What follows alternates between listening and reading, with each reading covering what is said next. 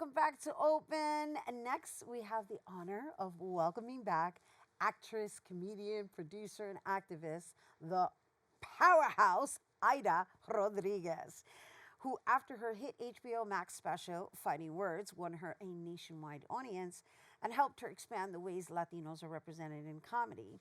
She memoirs poignant and life changing moments in her debut book, Legitimate Kid, a book that takes readers through Ida's personal setbacks to career highs and everything in between. And joining us to share more, we welcome actress, comedian, producer, and author Aida Rodriguez. Thank you once again for making yourself available to us. Thank you for having me. Congratulations. Thank you. I appreciate that. I really do. Look what I got. That book is everywhere in this house. So it's good to see it in other places. Oh my gosh. I love the coloring. I love the cover. I love it all. I love it all. I love the story, which is what we're going to dive into. And Thank really, I'd like to start with what inspired you to, I want to say, reveal the serious side of the stories that you've been implementing into your comedy bits.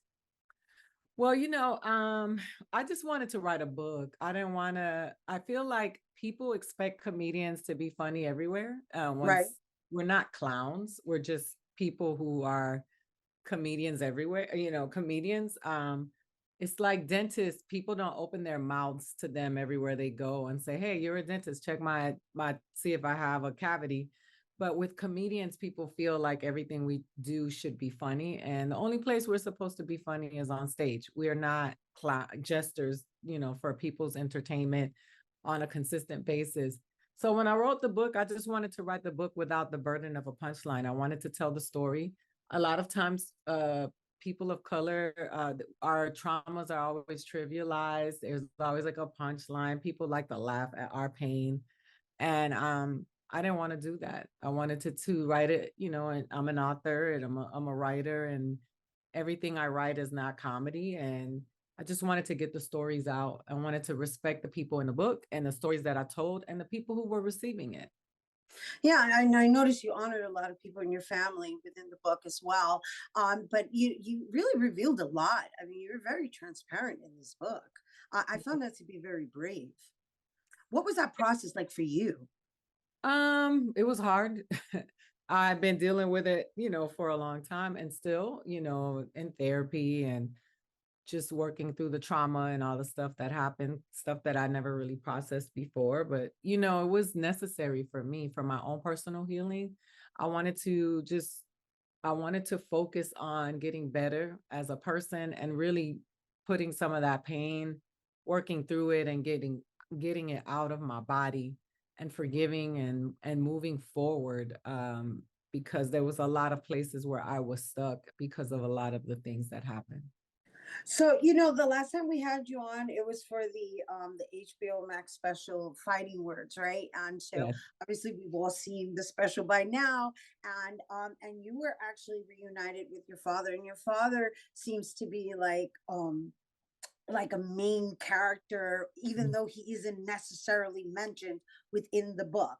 So, I mean, he is mentioned, but I'm saying he's not like constantly mentioned, but he's kind of like the almost like the premise of like all of your other relationships and your processing as well. So what was that like, having already done the movie and then writing this book? Well, that book was being written before I did the comedy special. I had Uh, started writing the book. A lot of those essays were already, some of them were already written, but it was all connected. It was all part of the process. The comedy special was the comedic expression of it. The book was the literary expression of it. The documentary was the documentation of it. It was all connected for me. And there were just several ways of getting it out. And, um, you know, I I didn't process a lot of the stuff that was happening in the documentary in real time because it was happening and I was producing and I was moving from one country to the next. That documentary was in the Dominican Republic and in Puerto Rico. I also had the Bronx section of it. So I didn't have a chance to really process it. I was just going through it, experiencing it. And then later, when I sat down to write for the book, I was able to get some of that stuff out in a very different way. But it was all connected for me.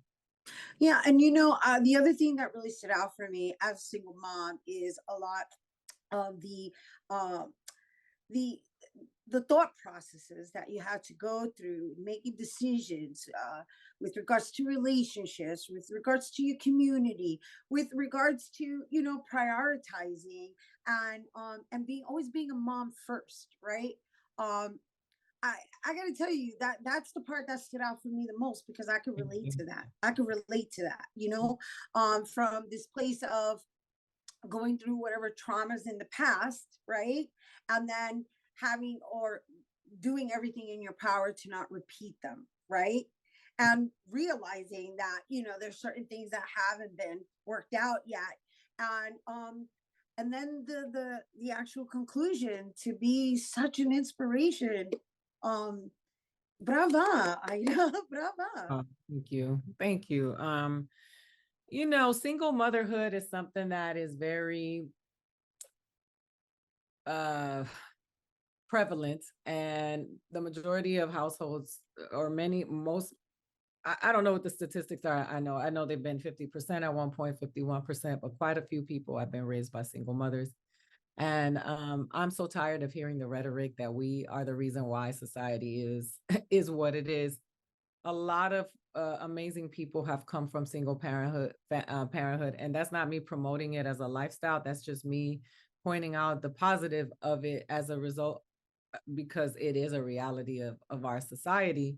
But there's always been this onus put on women about what society should be, without and absolving men of their responsibility of their behaviors and the things that they do that contribute negatively to society. And this whole patriarchal idea that children are suffering and not doing well because the fathers are not in the home, can be very harmful to the reality of those of us who have to come from single mothers, because that's just what it is for us. And I wanted to talk about my journey because I wanted other single mothers to read the book and know, I have two children that are doing very well in life. God bless them both. And I'm not boasting about them. It's just the reality that thank God that they both have been positive people doing good things in society and life, and are both pretty successful. And I know people who have two-parent homes and they haven't had that same fortune.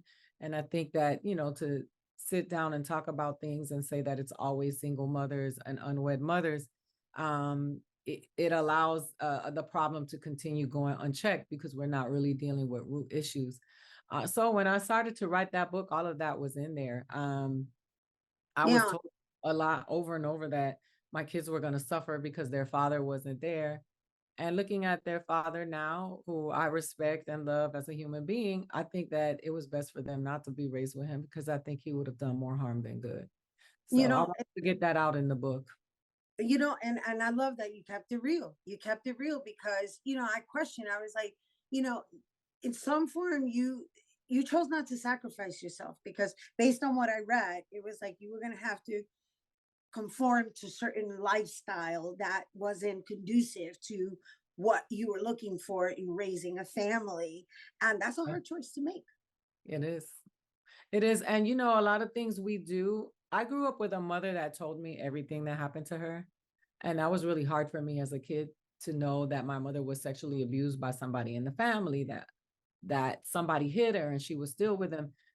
I was given so much information as a kid that it kind of it robbed me of my childhood and my innocence and my peace, because knowing that all of those things that were happening was very disruptive for me. I was always worried about my mother. I was trying to take care of her. I always felt like I had to protect her. And so a lot of things that happened to me, my kids don't know about, because I didn't want them to have that burden. And so, you know, I made a decision to leave, not only because I had dreams, but because it was as in my best interest as a human being to take care of myself, protect myself.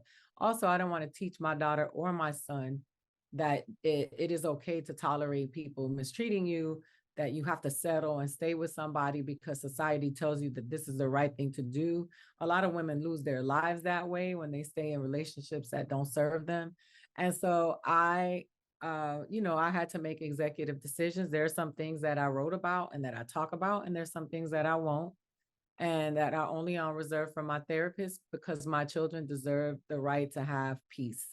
And so, yeah, it was a decision that I made, and a lot of people think that it was, she wanted to be, she moved, she got divorced, and then she wanted to go be an actress and go to Hollywood.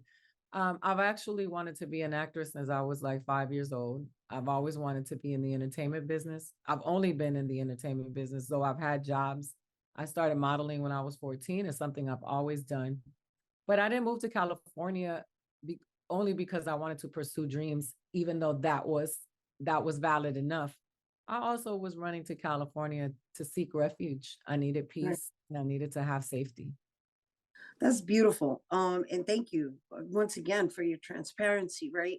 So, I mean, I could go on and on and on, and they're already wrapping us. And I just want to share with our viewers that this is available in Spanish now. And I wanted to know why was it so important for you to make sure that it's available to our cultura as well, right? Because not everybody reads English. That's right. Well, my grandmother didn't speak English. So I just thought that it was important for the book to be accessible to my people on the islands, that who don't speak English, because I'm speaking to the trauma that many of us have been affected by, the concept of legitimacy that has been rained down on us from, our oppressors.